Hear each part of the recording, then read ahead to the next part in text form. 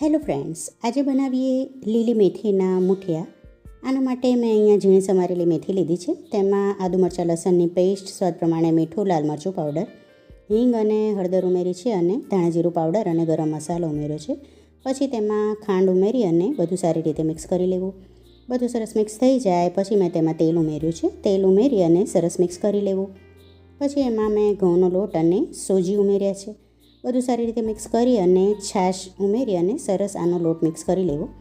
સરસ મિક્સ થઈ જાય પછી એમાં ચપટીક સોડા ઉમેર્યો છે. પછી થોડું પાણી ઉમેરી અને આનો સરસ ઢીલો લોટ બાંધી લેવો. આનો લોટ થોડો ઢીલો જ રાખવો તો મૂઠિયા ખૂબ જ સરસ સોફ્ટ બનશે. પછી અહીંયા સ્ટીમરમાં મેં પાણી ગરમ કરી લીધું છે. હવે હું મૂઠિયાને સ્ટીમ કરી લઈશ. મૂઠિયા સરસ સ્ટીમ થઈ અને તૈયાર છે.